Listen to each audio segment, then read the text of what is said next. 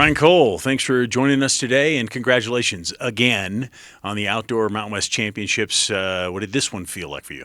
Thank you.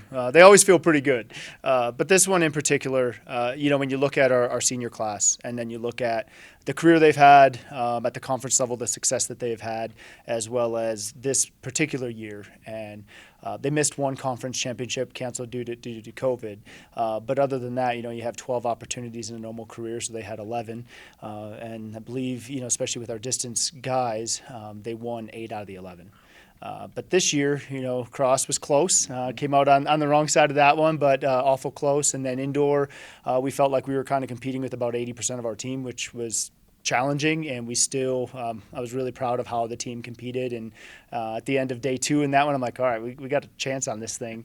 And so again, kind of another close call. So to go outdoor and really just dominate the meet from start to finish was really cool to see, and very fitting for this senior class on the men's side. So that was really exciting to see. But yeah, it always feels good, but I think this one in particular, with how their career has went over this last 4 years, as well as how this year has went, it was a very just a very good meet and a lot of fun to be a part of.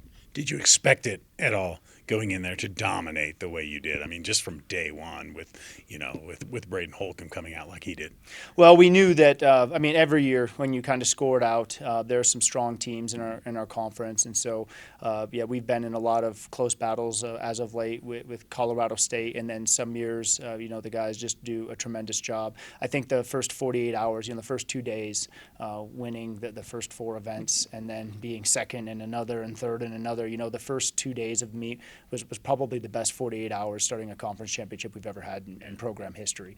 So they really came in ready to compete, and they did very well, and then that set us up moving forward. So do you expect it?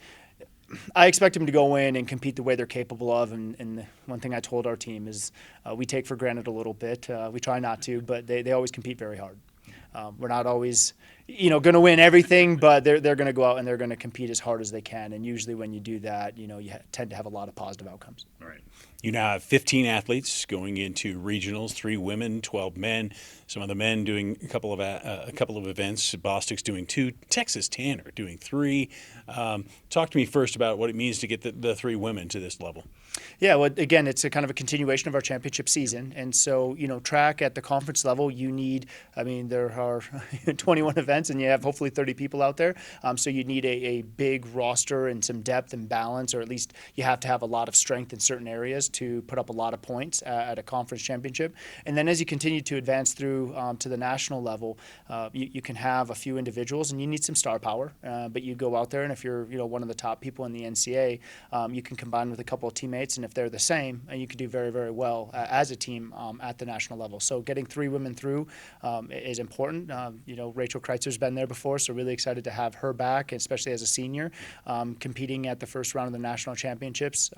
Hallie was in a situation where she qualified last year, but was a medical scratch, and so getting her back, and still a year to go. Hopefully this is great momentum for her and experience building for the future, because she's somebody that she can be competing to be an All-American over the course of her career. So hopefully taking a step in that process. And then India Jones was awful close last year, so to get it this year, and again, similar situation, we're building toward the future, but awesome to have those 3 women there. Yeah. On the men's side, I already mentioned Texas Tanner and Bostic doing 2 events, but Texas Tanner, just talk to me a little bit about the season he's had. Did you expect this? Well, yes and no. He started off really well as a freshman, but in a lot of the throwing events, your technique is critical, and so you can be a really explosive athlete, very powerful, very fast, and you still have to learn the technique. So we saw glimpses last year, and I think people that knew the events, it was like, yeah, this guy's going to be really good, and then it still takes time.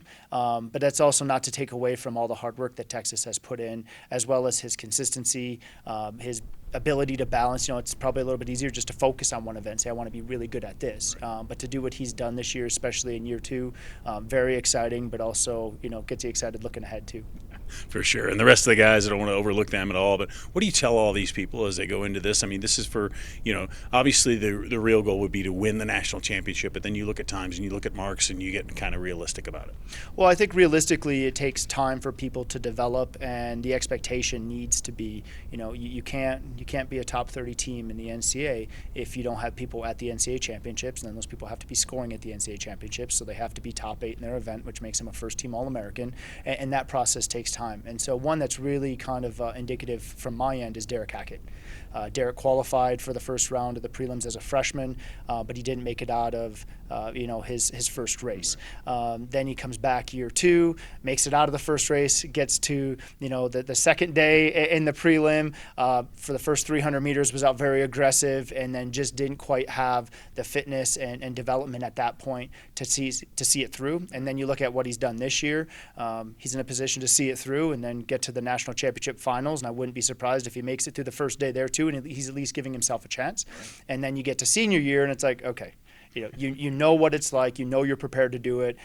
You just have the confidence, perspective, experience, and just poise to go in there and do what you're capable of doing. But it does take time. So we're getting more and more people. Javen Bostic's coming along in that regard.